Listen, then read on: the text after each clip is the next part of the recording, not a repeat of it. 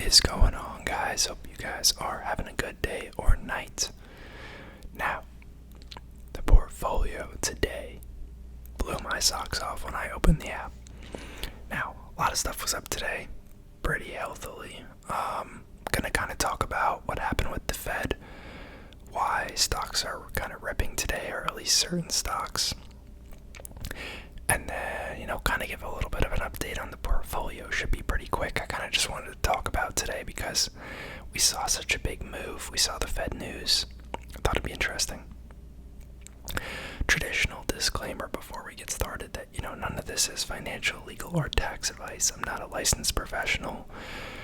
Take everything I say with a grain of salt. Consult a professional. Do your own research before investing. This is just for entertainment purposes. So,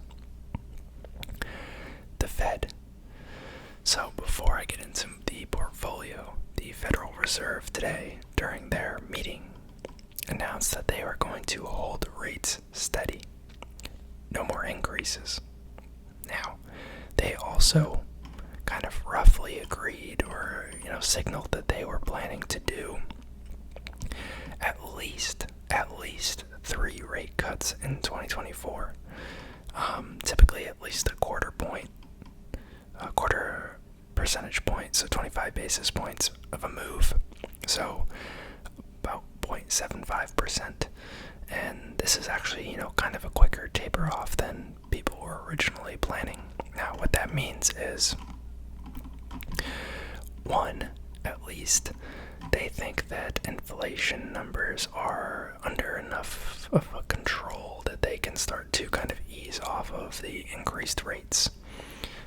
But, the actual effect of them changing rates and, the anticipation of them changing rates in the future, which is really what I think drove this move, is that in the near future, a lot of these companies' costs of borrowing will actually decrease. So, things that are capital intensive or do better when there's a lot of money easily and readily available ripped up today.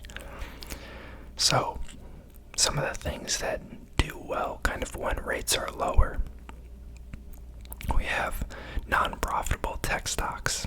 They are, kind of fueling their growth in the short term with cheap, basically free money when accounted for inflation to kind of facilitate their pathway to profitability. Another big one, real estate investment trusts. Now, that is one of the reasons that mine is ripping. You guys know I have a pretty big portfolio of real estate related companies. You can see Blackstone up 5.77%. The financial companies as well, ripping today. And then some of the more innovative, kind of growthier names also ripped up. So like a Zoetis, like a Medtronic, recent pickup. Those are doing well, kind of just because they're growthy. There are companies that utilize debt to grow to some degree. I mean, they're both manufacturing related. They are capital intensive. So, and then we have obviously the REITs like American Tower, like Equity Lifestyle Properties, like Postal Realty, like TRNO, like Getty Realty, all up to 3+ percentage points. Some other REITs were up even more. Obviously, REITs rely heavily on borrowing money to grow. And, when they don't, they issue shares to, get more money for acquisitions. But the thing is, as rates raise, stocks become less attractive of an investment. So it actually is not even necessarily a viable option for them to raise money through share issuances. It's actually kind of dilutive if they're not able to grow, because they're decreasing the ownership of each current shareholder at a reduced stock price, because people don't want to buy stocks because, one, REITs don't do well in a high rate environment, and also stocks in general don't do well in a high rate environment because there's a lot of attractive alternative investments that provide a good return. So everything's kind of flip-flopping now. now, or at least that's what the market is anticipating. And typically the market looks ahead anywhere from like 6 to 12 months. So even though rates aren't, necessarily going to be touched until 2024, middle 2024, people are already kind of thinking about that. And that's why a lot of the time, if you look at kind of recessions, or at least little bear market spurts that we've had in the past, the market kind of tends to recover a little bit ahead of the actual economy. Numbers like inflation, numbers like unemployment, things like that, GDP growth. Market's a little forward looking. People try to get ahead of the curve. So to some degree, that can also be an indicator. Now I could tell you all this and the market could just crap the bed tomorrow or for the next month.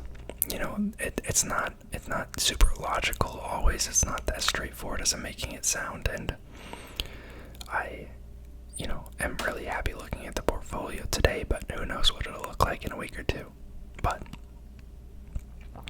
kind of since 2021, when all of the REITs kind of took a big dive, this is probably the best the portfolio's looked.